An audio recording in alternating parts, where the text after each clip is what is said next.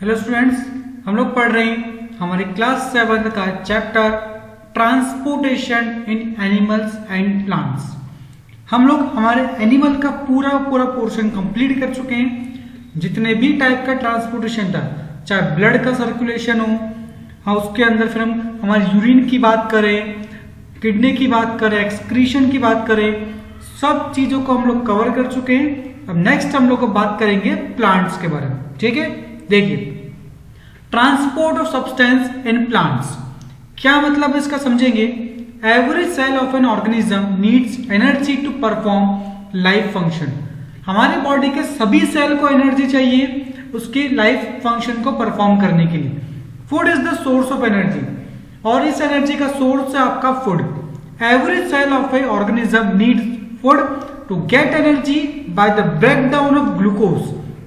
Respiration में पढ़ के आए, आपकी सेल को ऑक्सीजन चाहिए एनर्जी के लिए, जिससे वो उसकी ग्लूकोज को ब्रेक डाउन करेगा, उससे एनर्जी निकालेगा। So plants need a transport system to transport, और इसी तरह से प्लांट्स को भी ट्रांसपोर्ट करने के लिए एक सिस्टम की जरूरत पड़ती है, ताकि उसके मटेरियल एक जगह से दूसरी जगह पर ट्रांसपोर्ट हो सके। फर्स्ट क्या है, water and mineral absorb by the root up to the leaves.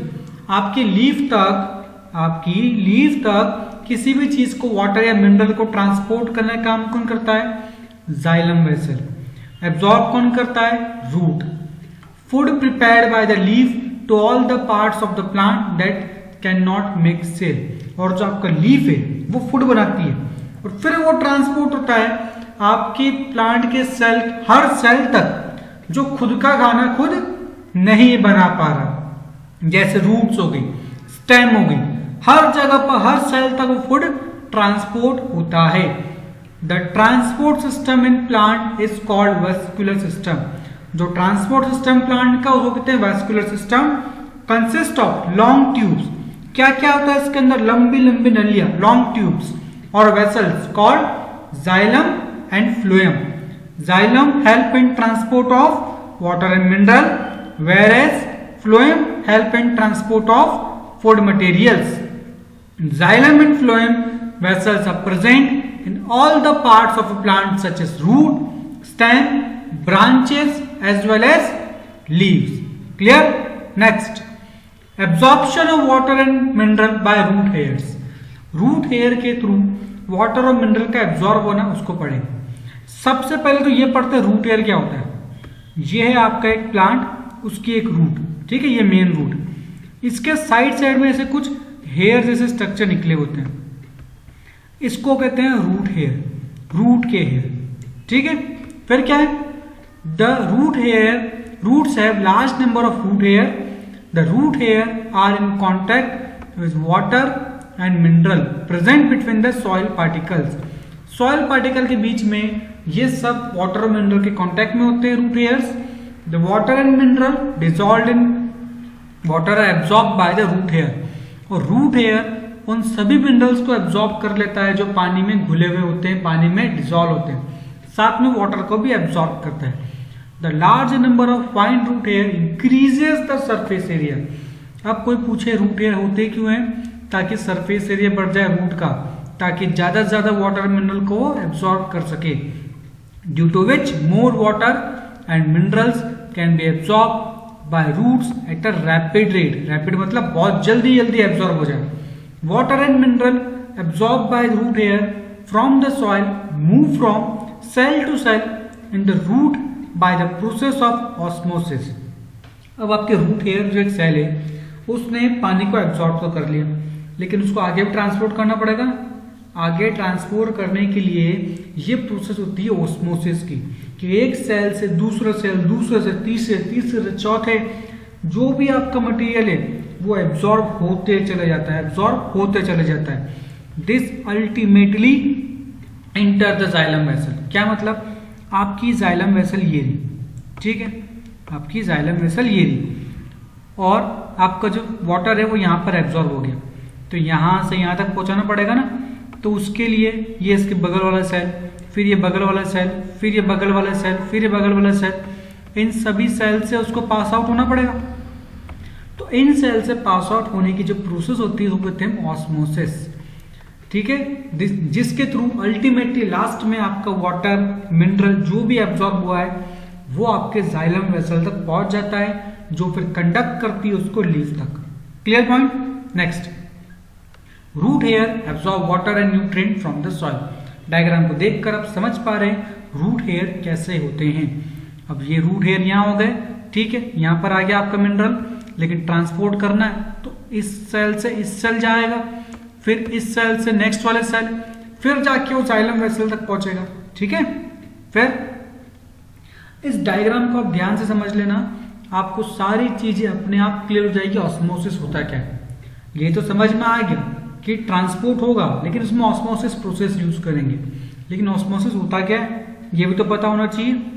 तो ऑस्मोसिस को समझने के लिए सबसे पहले हमने क्या करा, एक ऐसा अरेंजमेंट बनाया और उस अरेंजमेंट में दोनों जगह पानी भरा, एक बीच में लेयर मेम्ब्रेन और दोनों जगह क्या भर दिया, पानी। अब बीच में जो मेम्ब्रेन है ना, ये मेम्ब्रेन थोड़ी सी कमाल की है। क्या कमाल है इसमें, ये है SPM। SPM मतलब सेमी परमिएबल मेम्ब्रेन। याद आया कुछ वर्ड, सेमी परमिएबल मेम्ब्रेन। हर सेल की प्लाज्मा मेम्ब्रेन या cell membrane semi permeable membrane होती है। तो आपने दो वाटर मॉलिक्यूल, दो साइड वाटर रखा और उसको सेमी परमिएबल मेम्ब्रेन से सेपरेट कर दिया। ठीक है, या फिर बात करूं मैं कि आपने एक साइड वाटर रखा और उसको सेमी परमिएबल मेम्ब्रेन से रोक दिया। अब देखो यहां पर वाटर के मॉलिक्यूल्स है हाई, यहां पर है लो। ठीक है, अब बीच में आपने क्या करा, इसमें कुछ सॉल्यूट भी ऐड कर दिया। सॉल्यूट का मतलब या तो नमक घोल दिया या इसमें शक्कर घोल दी, कुछ भी ऐसी चीज को डिसॉल्व कर दिया। तो अभी आपके पास लेफ्ट साइड की बात करें, अभी हम ये लेफ्ट साइड की बात करें तो आपके पास क्या क्या चीज है। आपके पास एक तो है सॉल्यूट, ठीक है, और एक है सॉल्वेंट। एक है आपके पास सॉल्यूट, एक है आपके पास सॉल्वेंट। अब क्या होगा कि कोई भी चीज होती है, कोई भी चीज होती है वो अपने हाई कंसंट्रेशन से लो कंसंट्रेशन की साइड मूव करना चाहती है। क्या मतलब, अब एक बात सोचो, आपने लगाया परफ्यूम, मतलब आपकी बॉडी में कंसंट्रेशन हाई है, आपकी बॉडी में कंसंट्रेशन हाई है किसका, परफ्यूम का। आपके घर वालों जिन्होंने परफ्यूम नहीं लगाया, स्मेल तो उनको भी आएगी, लेकिन लगाया तो आपने, स्मेल उनको कैसे आ गई, क्योंकि आपकी बॉडी कंसंट्रेशन हाई, उनकी बॉडी का कंसंट्रेशन लो परफ्यूम का। तो आपकी बॉडी से उनकी बॉडी तक परफ्यूम ट्रैवल कर रहा है। इसको कहते हैं अपन transfer of any material from its high concentration to low concentration. और इसमें अगर बीच में कोई भी मेम्ब्रेन कुछ भी नहीं हो तो वो कहलाता है आपका डिफ्यूजन, वो कहलाता है आपका डिफ्यूजन। लेकिन स्पेशली हमने यहां पर एक मेम्ब्रेन लगाई। अब इस मेम्ब्रेन का दो काम। सबसे पहला काम दो मीडियम को सेपरेट करना, हाई और लो को सेपरेट कर दिया। अब दूसरा काम क्या है, इसके थ्रू सिर्फ सॉल्यूट पास हो सकता है, इसके थ्रू सिर्फ और सिर्फ सॉल्यूट पास हो सकता है, सॉरी सॉल्वेंट पास हो सकता है। क्या बोल रहा हूं वापस सुनना, सेमी परमिएबल मेम्ब्रेन के दो काम थे। पहला लेफ्ट और राइट साइड को सेपरेट करना, दूसरा काम अपने अंदर से सिर्फ सॉल्वेंट को पास होने देना, सॉल्यूट को पास आउट होने नहीं देना, सॉल्यूट को पास आउट होने नहीं देना। इसीलिए आप देख पा रहे हैं आपके लेफ्ट साइड जो है, लेफ्ट साइड सॉल्यूट सॉल्वेंट दोनों हैं, लेकिन राइट साइड देखो, ये है आपकी राइट साइड, ये है आपकी राइट साइड। राइट साइड देखो क्या क्या है आपके पास, सिर्फ और सिर्फ सॉल्वेंट है। सॉल्यूट का 1% आपके पास नहीं। क्यों? क्योंकि सेमी परमिएबल मेम्ब्रेन ने वहां से सॉल्यूट को आने दिया ही नहीं, उसने सिर्फ सॉल्वेंट को ही ट्रांसफर होने दिया। और ये जो प्रोसेस है जो कि जिसके अंदर कोई भी मॉलिक्यूल हाई कंसंट्रेशन से लो कंसंट्रेशन की तरफ मूव करे, जब वो सेपरेट हो एक सेमी परमेबल मेम्ब्रेन से, तो हमेशा उसमें सॉल्वेंट ही मूव करेगा, सॉल्यूट मूव नहीं करेगा, और this process is known as osmosis. Clear हो रहा है? समझ में क्या हो रहा है? सॉल्वेंट मूव कर रहा, सॉल्यूट को मूव करना नहीं दे रही मेम्ब्रेन, और हमेशा हाई कंसंट्रेशन से लो कंसंट्रेशन की साइड ही मूव होती है चीज। Clear? Next, the movement of water molecule from the region of high concentration to region of low concentration through a semi-permeable membrane is called osmosis. The membrane that allow only certain molecules to pass through it is called semi-permeable membrane. ठीक है, solvent को move करने दे रही, solid को करने दे रही। The vascular tissue of transport of water and mineral in the plant is called xylem. जो water mineral को ट्रांसपोर्ट करेगा जाइलम कहलाता है। फिर एक बात आई यहाँ पे टिश्यू की। टिश्यू क्या होता है? जब घर में टिश्यू पेपर यूज करते हो ना, वो उसकी बात नहीं कर रहे। ठीक है, टिश्यू का मतलब क्या होता है? आप सेल तो जानते हो, सेल क्या चीज है। मेरी बॉडी में सपोज 100 सेल, मेरी बॉडी में इस वक्त सपोज 100 सेल, इन 100 में से मेरी बॉडी के 10 सेल ने एक सोचा कि हम क्या करेंगे, हम तो सिर्फ ब्रेन में काम करेंगे जाकर के, हम तो सिर्फ ब्रेन में ही काम करेंगे और कोई काम करना ही नहीं, और एक जैसे ही काम करेंगे 10 के 10। तो ग्रुप ऑफ सेल, सेल का एक ग्रुप जो सिमिलर फंक्शन, एक फंक्शन परफॉर्म करे, तो वो कहलाएगा टिश्यू। तो यहां पर ये जो ग्रुप है, इसको हम ग्रुप ना कह के क्या कहेंगे, हम इसको कहेंगे यहां पर tissue. A tissue is a group of cell that perform specialised function in an organism. एक सिमिलर स्पेशलाइज्ड फंक्शन को परफॉर्म करे, तब वो कहलाता है आपका टिश्यू। पॉइंट क्लियर हो रहा है? फिर ascent of cell. Ascent of cell क्या है, इसको समझना। आपकी बॉडी जो प्लांट है उसके अंदर पानी ऊपर चढ़ा, जाइलम वेसल से पानी ऊपर चढ़ रहा है, रूट एब्जॉर्ब कर रही, लेकिन ऐसा क्यों हो रहा है कि ग्रेविटी के अगेंस्ट भी चढ़े जा रहा है? कोई तो होना चाहिए पकड़ के उसको चढ़ाने वाला। यूं थोड़ी ग्रेविटी के अगेंस्ट कैसे चल रहा है? प्लांट तो ऊपर, नीचे ग्रेविटी नीचे लगती है, लेकिन पानी फिर भी ऊपर चढ़ रहा, क्यों? उसी को कहते हैं एसेंट ऑफ सेल। इसी को डील करेंगे हम यहाँ पर कि क्यों एक प्लांट के अंदर पानी अपने आप ऊपर चढ़ जाता है।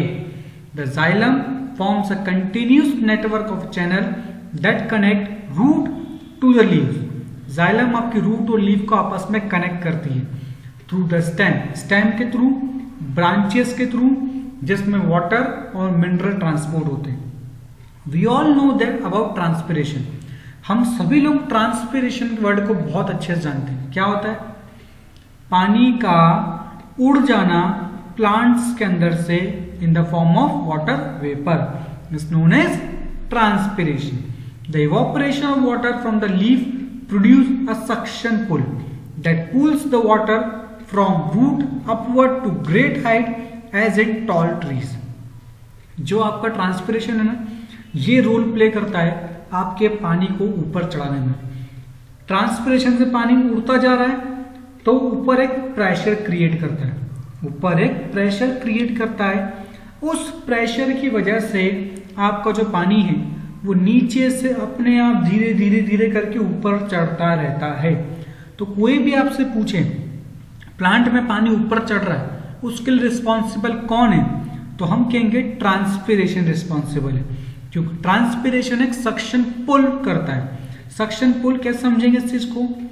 आप मिल्क शेक पी रहे हो, आप मिल्क शेक या कोई भी कोल्ड ड्रिंक पी रहे हो विथ स्ट्रॉ, स्ट्रॉ को यूज करके, तो आप उसको सक करते हो, स्ट्रॉ के अंदर डाल के आप सक करते हो, तब जाके आप कोल्ड ड्रिंक है जो फिर आपके माउथ में आती है। वैसा सेम टू सेम आपने क्या करा, कोल्ड ड्रिंक को सक करते वक्त एक प्रेशर क्रिएट करा, जिससे कोई भी चीज जो नीचे थी अपने आप ऊपर आ गई। बस वही काम ट्रांसपिरेशन करता है आपके प्लांट के अंदर। ठीक है, the suction pull produced in the xylem vessel by transpiration in plant is similar to the one that we produce while drinking milk shake from a glass with a straw. Another function of transpiration is that it cools the plant in hot weather. सभी जानते हैं evaporation cause cooling. This happens due to cooling caused by evaporation. Clear point? Next. Diagram से आप transpiration समझ पा रहे हैं. Plant पानी उड़ा रहा है जिसको आप एक प्लास्टिक बैग से कवर करके देख पा रहे हैं. ठीक है. फिर the upward movement of water mineral in a plant through xylem is called ascent of sap. Upward movement को क्या कहते हैं? एसेंट ऑफ सेप कहते हैं. Now we have to perform activity to show water rises through stem. जो water है वो stem से ही ऊपर जाता है और कोई बीच पे नहीं आता, अपने आप नहीं आता. स्टेम के अंदर ही जाइलम है जो उसको ऊपर लेके जाता है. कैसा पता लगा? पहले क्या क्या चाहिए? एक ग्लास चाहिए, पानी चाहिए, यूसिन एक डाई आती है रेड कलर की वो चाहिए, ब्लेड चाहिए, स्टेम चाहिए, बल्सम के लिए लो, ट्यूबरोज के लिए लो जिसमें व्हाइट फ्लावर होते हैं वो चाहिए. Gently put out a balsam plant और tuberose with a white flower from the soil. Cut the root with the help of blade. Dip the base of stem in a glass containing water to which few drops of eucin have been added. Observe what happen after 24 hours. इस चीज को आप तो देख लो, simple सी बात. क्या करा आपने यहाँ पर एक प्लांट लिया, प्लांट के अंदर ये रूट्स है, ठीक है. इस वाटर को आपने कलर कर दिया. जैसे जैसे करके पानी ऊपर चढ़ेगा आपकी स्टेम के अंदर से भी रेड होती जाएगी.